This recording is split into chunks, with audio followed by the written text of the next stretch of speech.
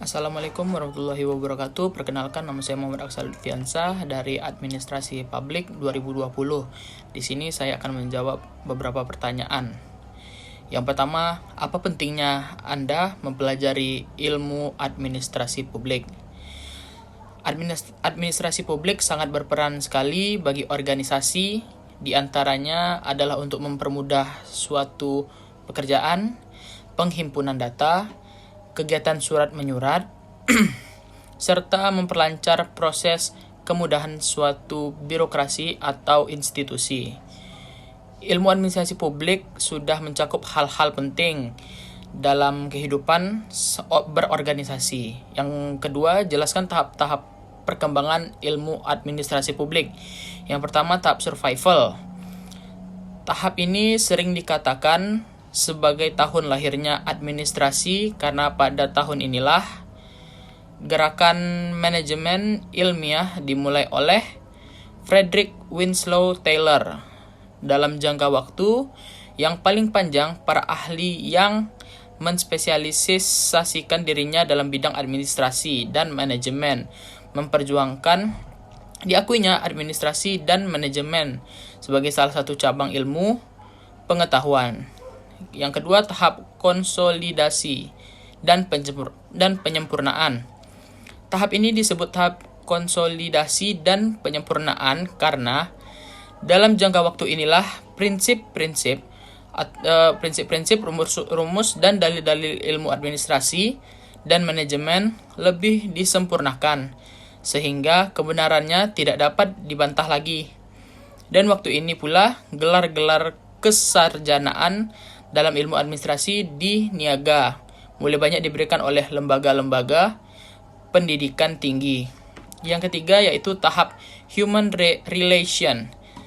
Tahap ini disebut tahap human relation karena setelah terciptanya prinsip-prinsip, rumus-rumus, dan dalil-dalil yang sudah teruji kebenarannya, perhatian para ahli dan sarjana beralih pada faktor manusia serta hubungan formal dan informal apa yang perlu diciptakan, dibina dan dikembangkan oleh antar manusia pada semua tingkatan organisasi demi terlaksananya kegiatan-kegiatan yang harus dilaksanakan dalam suasana yang intim dan harmonis. Yang keempat yaitu tahap behavioralis. Tahap behavioralis ini berakhir. Ilmu administrasi dan manajemen akan memasuki tahap matematika. Dugaan ini didasarkan kepada observasi yang teliti serta gejala-gejala yang telah mulai terlihat sebagai akibat dari ditemukannya alat-alat modern sebagai hasil perkembangan teknologi yang amat pesat, yang sekarang pun telah melalui banyak dipergunakan oleh organisasi modern dalam berbagai aspek kegiatannya seperti komputer dalam pengelolaan data. Soal yang ketiga yaitu kemukakan keterkaitan ilmu administrasi publik dengan ilmu sosial lainnya sesuai dengan tugas kelompok Anda masing-masing.